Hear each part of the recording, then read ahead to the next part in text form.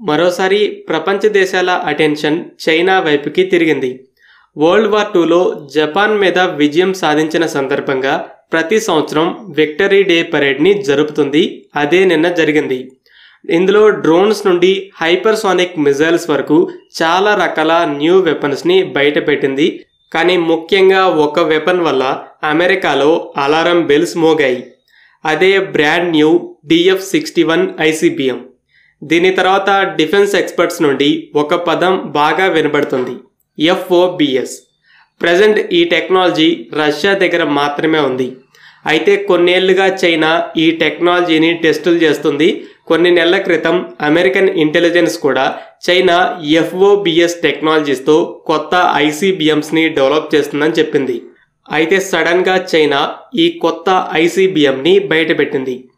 సింపుల్గా చెప్పాలంటే, సపోజ్ మనకి ఎదురుగా కొంచెం దూరంలో శత్రువు ఉన్నాడు. అయితే వాడి మీద నేరుగా వెళ్ళి దాడి చేయకుండా వాడికి తెలియకుండా చుట్టూ తిరిగి వచ్చి వెనక నుండి దాడి చేయటం. ఇదే FOBS, ఫ్రాక్షనల్ ఆర్బిటల్ బాంబార్డ్మెంట్ సిస్టమ్ అంటారు. అయితే దీనికోసం మిజైల్కి మ్యాసివ్ రేంజ్ ఉండాలి. రష్యా దగ్గర latest and world's most powerful ICBM RS-28 సార్మాట్ ఉంది. దీన్ని Saturn II అని కూడా పిలుస్తారు. 18,000 కిలోమీటర్ల రేంజ్. చైనా దగ్గర ఆల్రెడీ చాలా ICBMs ఉన్నాయి. సైలోస్లో మోహరించే వాటిలో DF-4 అలాగే DF-5లో A, B, C అంటూ వెర్షన్స్ ఉన్నాయి. వీటికి 13,000 కిలోమీటర్ల వరకు రేంజ్ ఉంది. అమెరికా మొత్తాన్ని కూడా కవర్ చేస్తాయి. అలాగే DF-31 లాంటి మొబైల్ ICBMs ఉన్నాయి.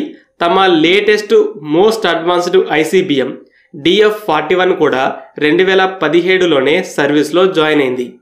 15,000 కిలోమీటర్ల రేంజ్, 10 MIRV వార్ హెడ్స్ని క్యారీ చేయగలదు.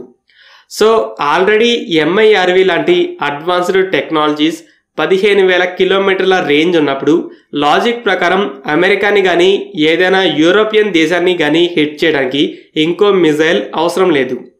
అయితే మరో కొత్త ICBMని రెడీ చేసింది అంటే ఆ డెవలప్ చేస్తున్న FOBS ఇందులోనే ఉంటుందని అంచనా వేస్తున్నారు. DF-41కి 15,000 కిలోమీటర్ల రేంజ్ ఉన్నప్పుడు ఈ DF-61కి Saturn IIకి సిమిలర్ రేంజ్ ఉండొచ్చు. మరి ఎంతో డేంజరస్గా చెప్పే FOBS అంటే ఎలా పనిచేస్తుంది, ఎందుకు అమెరికాలో దీని గురించి అలారం బెల్స్ మోగుతున్నాయి? ఎగ్జాంపుల్, మన న్యూక్లియర్ సబ్మరైన్ ఇండియన్ ఓషన్లో నుండి చైనా మీదకి ఒక ICBMని ఫైర్ చేయాలి. అది ఎలా వెళ్తుంది? మన దేశం మీదుగానో మియన్మార్, థాయిలాండ్ దేశాల మీదుగానో వెళ్తుంది. చైనీస్ మిజైల్ డిఫెన్స్ రెడార్స్ కూడా మిజైల్ వస్తుంటే కనిపెట్టడానికి మన వైపుకి తిరుగుంటాయి. అయితే FOBS రూట్ ఎలా ఉంటుందంటే, ఇండియన్ ఓషన్లో నుండి ఫైర్ చేసిన మిజైల్ మన దేశం వైపుకి నార్త్కి వెళ్ళదు, సౌత్కి వెళ్తుంది. అంటార్కిటికా మీద భూమి చుట్టూ తిరుగుతూ తిరిగి పైనుండి రష్యా మీదుగా వచ్చి చైనా మీద దాడి చేస్తుంది. అమెరికా, రష్యాల విషయంలో కూడా ఇలానే ఉంటుంది.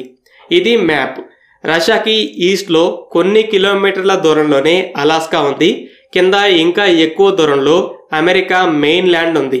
భూమి గుండ్రంగా ఉండడం వల్ల గ్లోబ్లో చూస్తే అలాస్కా రష్యాకి నార్త్ ఈస్ట్లో ఉంటుంది.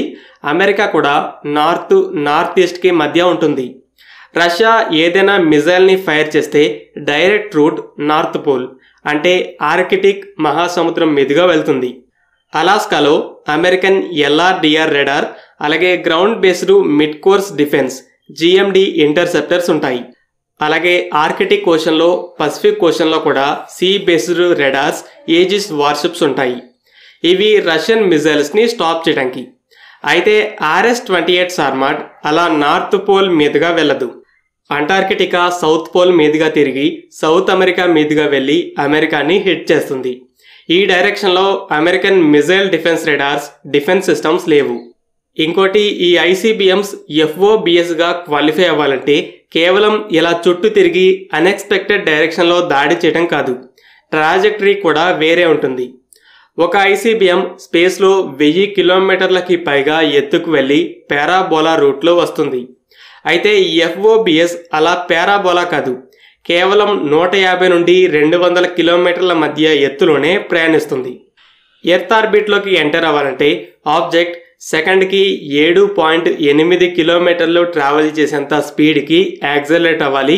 FOBS మిజైల్కి ఇంజన్స్ చాలా పవర్ఫుల్గా ఉండి ఫాస్ట్గా హై స్పీడ్కి యాక్సిలరేట్ అయ్యి ఒక యాంగిల్లో స్పేస్లోకి వెళ్తుంది. అలా ఆర్బిట్లో జాయిన్ అయ్యి జస్ట్ లైక్ శాటిలైట్ లాగానే భూమి చుట్టూ తిరుగుతుంది. అలా తిరిగి వచ్చి టార్గెట్ దగ్గరికి వెళ్ళాక సడన్గా డిఆర్బిట్ అయ్యి కిందకి పడుతుంది. ఆ FOBS మిజైల్ ఆర్బిట్ నుండి తప్పుకుంటే తప్ప రెడార్స్కి అది మిజైల్నా శాటిలైట్నా అని కూడా అర్థం కాదు. స్పేస్లో నుండి ఇన్ఫ్రారెడ్ శాటిలైట్స్ మిజైల్ లాంచ్ని డిటెక్ట్ చేస్తాయి, కానీ దాన్ని శాటిలైట్ లాంచ్ లాగే చూస్తాయి. ఇక గ్రౌండ్ బేస్డ్ రెడార్స్ అయితే బాగా దగ్గరికి వచ్చేదాకా గుర్తించలేవు. అప్పుడు కూడా అది శాటిలైటే అనుకుంటాయి. కానీ సడన్గా డిఆర్బిట్, MIRV, ఇక అంతే బూమ్. ఒక మిజైల్ పారాబోలా ట్రాజెక్టరీలో చుట్టూ తిరిగి రాలేదు, శాటిలైట్ లాగా వెళ్తేనే కుదురుతుంది. సో FOBS చాలా తక్కువ ఎత్తులో ఆర్బిట్లో తిరుగుతూ అన్ఎక్స్పెక్టెడ్ డైరెక్షన్లో చుట్టూ తిరిగి వచ్చి సడన్గా డిఆర్బిట్ అయ్యి సర్ప్రైజ్ అటాక్ చేస్తుంది. అమెరికన్ మిజైల్ డిఫెన్స్ సిస్టమ్స్ ఏవి కూడా ఈ FOBSని స్టాప్ చేయలేవు. రష్యా తర్వాత చైనా కొన్నేళ్లుగా దీని టెస్టులు చేస్తుండగా ఇప్పుడు DF-61లో ఆ టెక్నాలజీ ఉందని అంచనా వేస్తున్నారు. రష్యా, చైనానే కాదు, నార్త్ కొరియా కూడా చాలా దూరం వెళ్తుంది. వరుసపెట్టి ICBMస్ని డెవలప్ చేస్తుంది. ఓవరాల్గా అమెరికాకి ఉన్న 3 శత్రువులు వెరీ అడ్వాన్స్డ్ ICBMస్ని డిప్లాయ్ చేస్తూ బలాన్ని చూపిస్తున్నారు. మరి అమెరికా డెవలప్ చేస్తున్న గోల్డెన్ డోమ్ వీటిని స్టాప్ చేయగలదా? అమెరికా స్పేస్లో వెపన్స్ని మోహరించకూడదు అనే రూల్ని బ్రేక్ చేసి స్పేస్లో మిజైల్ డిఫెన్స్ ఇంటర్సెప్టర్ శాటిలైట్స్ని మోహరించబోతుంది.